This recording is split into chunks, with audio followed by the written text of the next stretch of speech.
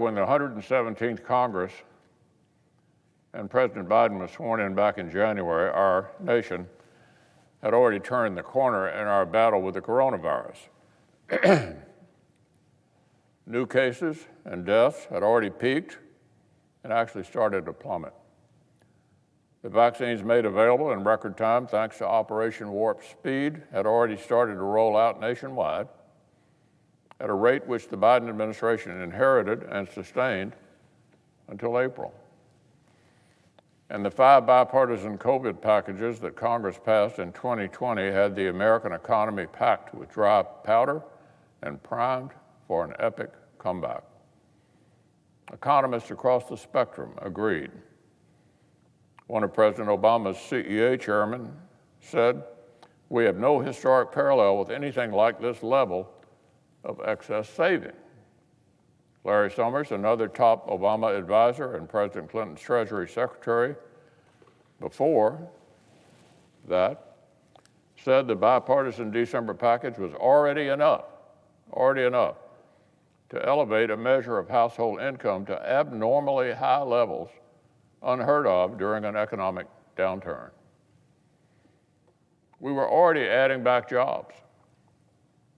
But instead of tailoring another bill to build on this momentum, they pushed ahead with a $2 trillion partisan plan that the far left wanted.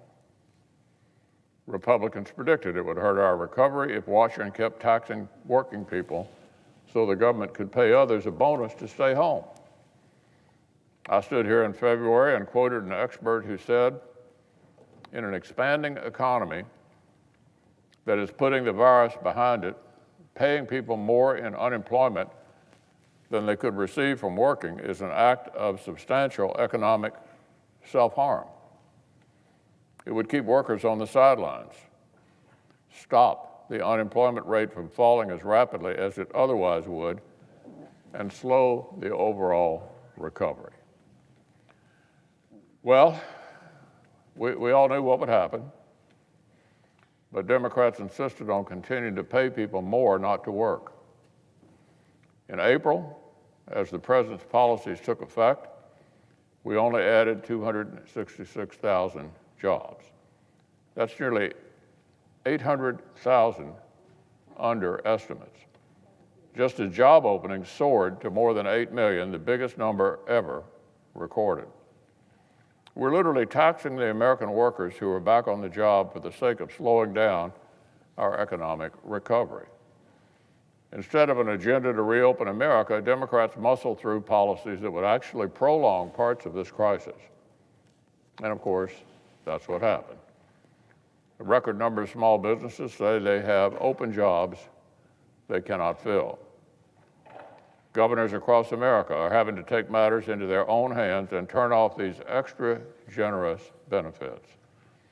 In states like Arizona, Georgia, Montana, Ohio, and West Virginia, we have governors having to clean up this mess, which at least one of their own senators actually voted for.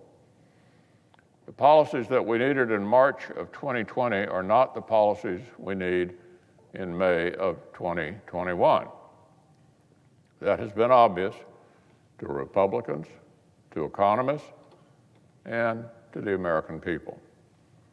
The sooner that my Democratic friends here in Washington can catch up, the better.